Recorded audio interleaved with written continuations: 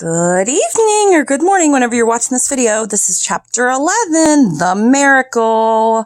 I know you're going to be excited, so here we go. Let's get started.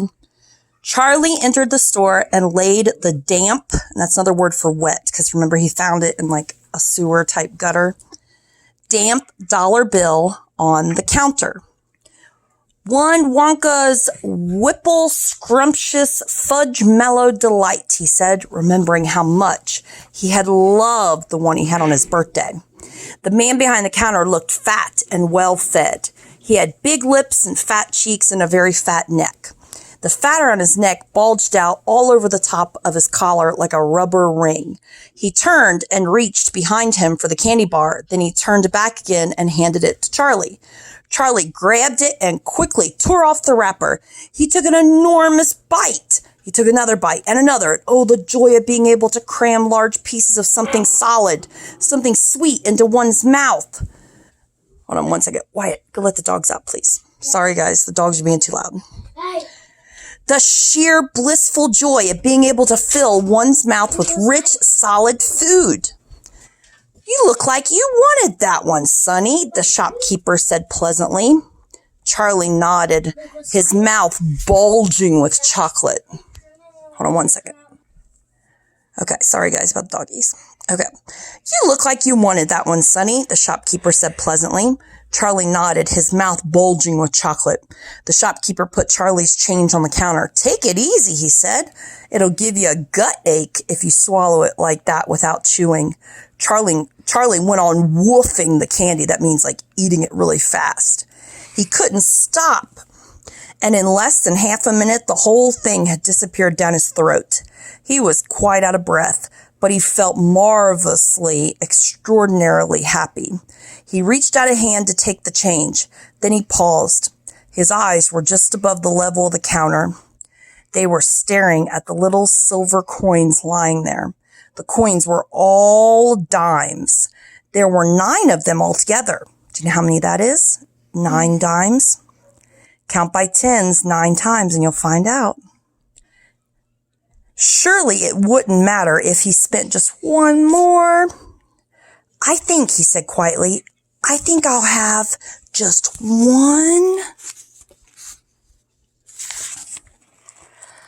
more of those candy bars. The same kind as before, please. Why not? The fat shopkeeper said, reaching behind him again and taking another Whipple Scrumptious Fudge Mellow Delight from the shelf. He laid it on the counter. Charlie picked it up, tore off the wrapper, and suddenly, from underneath the wrapper, there came a brilliant flash of gold. Charlie's heart stood still. It's a golden ticket! Screamed the shopkeeper, leaping about a foot in the air. You've got a golden ticket! You found the last golden ticket! Hey, what do you know? Come and look at this, everybody! This kid's found Wonka's last golden ticket! There it is! It's right there! In his hands! It seemed as though the shopkeeper might be going to have a fit. In my shop, too, he yelled. He found it right here in my own little shop. Somebody call the newspapers, quick! Let them know! Watch out now, Sonny! Don't tear it! As you unwrap it, that thing's precious! In a few seconds, there was a crowd of about 20 people cluttering around Charlie. Many more were pushing their way in from the street. Everybody wanted to get a look at the golden ticket and the lucky finder. Where is it? Somebody shouted. Hold it up so we could all see it. There it is, there, someone else shouted. He's holding it in his hands. See the gold shining? How did he manage to find it? I'd like to know. A large boy shouted angrily. 20 bars a day I've been buying for weeks and weeks. Think of all the free stuff he'll be getting too, another boy said enviously. That means he's jealous. A lifetime supply. He'll need it, the skinny little shrimp, a girl said laughing. Charlie hadn't moved. He hadn't even unwrapped the golden ticket from around the candy bar. He was standing very still, holding it tightly with both hands, while the crowd pushed and shouted all around him. He felt quite dizzy. There was a particular floating sensation coming over him as though he was floating up in the air like a balloon. His feet didn't seem to be touching the ground at all. He could hear his heart thumping away loudly somewhere in his throat. At that point, he became aware of a hand resting lightly on his shoulder. And when he looked up, he saw a tall man standing over him. "Listen," the man whispered.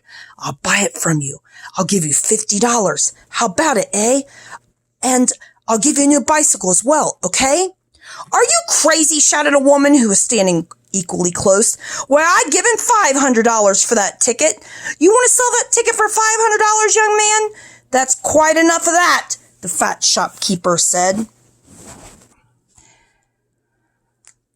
The fat shopkeeper shouted, pushing his way through the crowd and taking Charlie firmly by the arm. "Leave the kid alone, will ya?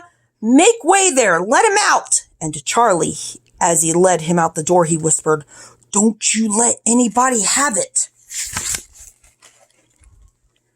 Take it straight home, quickly, before you lose it. Run all the way, and don't stop till you get there. You understand?" Charlie nodded. "You know something?" the fat shopkeeper said, pausing a moment and smiling at Charlie. "I have a feeling you needed a break like this. I'm awfully glad you got it. Good luck to you, Sonny." "Thank you," Charlie said, and off he went, running through the snow as fast as his legs would go. And as he flew past Mr. Willy Wonka's factory, he turned and he waved at it and he sang out, "I'll be seeing you. I'll be seeing you soon." And 5 minutes later, he arrived at his own home. He did it! And now we're at chapter 12, what it said on the golden ticket. Did anybody else guess that that's what that chapter was going to be about? That he'd find the golden ticket? Because I knew it. I know Wyatt said that he thought he was going to buy it with the money he found in the ground. Say hi to everybody. I knew it. Hi! Okay, Wyatt. The question for you guys.